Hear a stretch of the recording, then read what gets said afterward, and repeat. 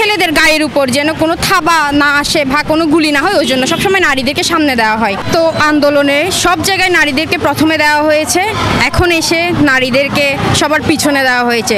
তখনকার আগ থেকেই চলে আসছে নারী পুরুষ বৈষম্য, যে জিনিসটা এখনো পর্যন্ত ক্লিয়ার হয় নাই। এটার কারণে আজকে আমাদের এখানে একটা সমাবেশ।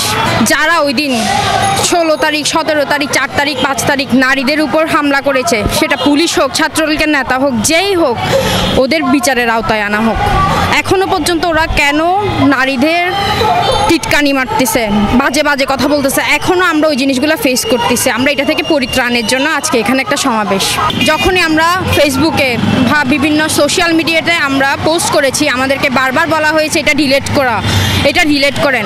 কেন অন্য কাউকে তো বলা হয়নি, আমরা নারী বলে কি আমাদেরকে এটা বলা হচ্ছে যে ডিলিট করেন, আপনারা আন্দোলনে যাবেন না, আপনারা মেয়ে মানুষ, আপনারা এই আন্দোলনে যাবেন না, ছেলেদের মধ্যে যাবেন না, আপনারা কেন যাচ্ছেন, মরতে যাচ্ছেন কেন? আমরা নারী বলে কি আমরা সবসময় পিছিয়ে থাকবো?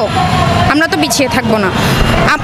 শতভাগ আন্দোলনের ফার্স্ট গ্রেডের মধ্যে নারীরাই ছিল, যার কারণ স্বাভাবিক, আপনি বাসা থেকে বের হওয়ার সময় আপনাকে একজন নারী সাপোর্ট করছে বলে আপনি এখানে আসছেন, সেটা আপনার মা হোক, আপনার ওয়াইফ হোক, আপনার বোন হোক, তাই তো?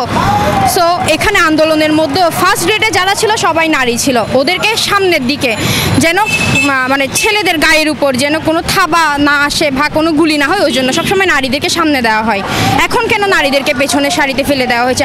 আজ স্বাধীনতার এতদিন পরে এসে কেন আমাদের ব্যানার নিয়ে দাঁড়িয়ে আমাদের নিজেদের বৈষম্যটা আমাদেরকে সবার সামনে প্রকাশ করতে হচ্ছে?